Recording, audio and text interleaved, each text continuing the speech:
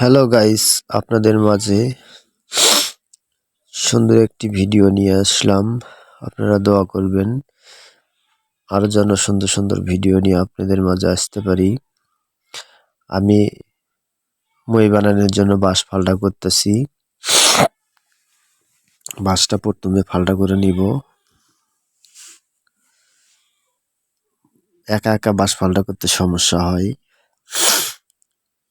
অবশ্যই তাও একা একাই কষ্ট করে ফালটা করতেছি। প্রায় ফালটা করার শেষের মধ্যেই প্রায় ফালটা করা হয়ে গেছে।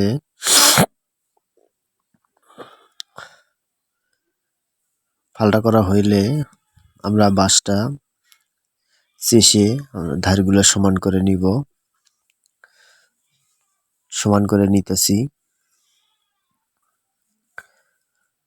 আমাদের এক সাইড একটু মোটা হয়েছে, সেটা আমরা কেটে একটু কমে দিতেছি, যেন দু ফালটাই সমান হয়। প্রায় আমাদের সমান করা হওয়ার মধ্যেই আমরা এখন যাব পরবর্তী কাজে।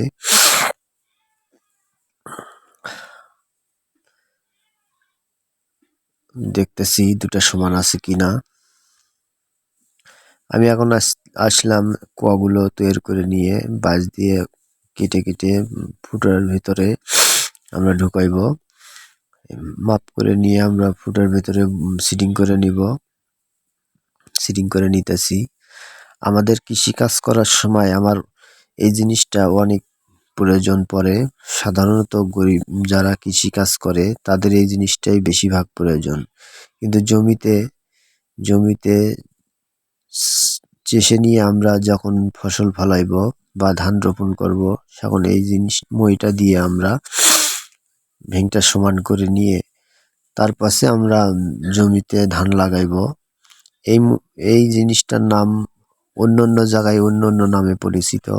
আমাদের এখানে বলে মই, আর অন্য অন্য জায়গায় বলে চঙ্গ।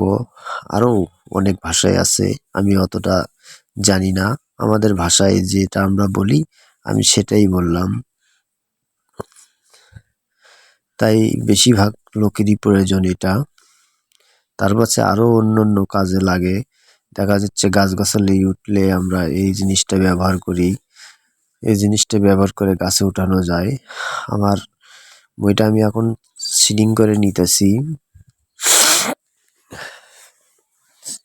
সিডিং করে নিতেছি এখন আমি। ফুটো করা শেষ, এখন ফুটোর ভিতর বসে বসে নিয়ে আমরা মইটা সিডিং করব। সিডিং করতেছি। তাই আপনারা যদি ভালো লাগে অবশ্যই পাশে থাকবেন। নতুন নতুন ভিডিও নিয়ে আপনাদের মাঝে যেন আসতে পারি। আবার কগুলো ভরান শেষ, বইটা সিটিং করা হয়েছে। আমি পাশাপাশি একটা মই না দুটা মই আমরা তৈরি করতেছি। তাই একটা মই আমরা তৈরি করা প্রায় হওয়ার মধ্যেই আমরা মইটা এখন ওখানে রেখে দেব। আর একটা মই আমি ওই যে কোয়া ভরে তাতে যদি আমরা খিল না দেই তাহলে মইটা খুলে যাওয়ার সম্ভাবনাই বেশি থাকে।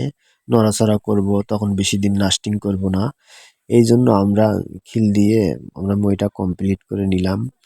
নিয়ে আমরা তার পাশে যে কোনাগুলো আছে কোনাগুলো কেটে দিলে আমাদের অনেক সুবিধা হয়। তখন সাইডে মই দেওয়ার সময় আমরা দুটো মই কমপ্লিট করলাম।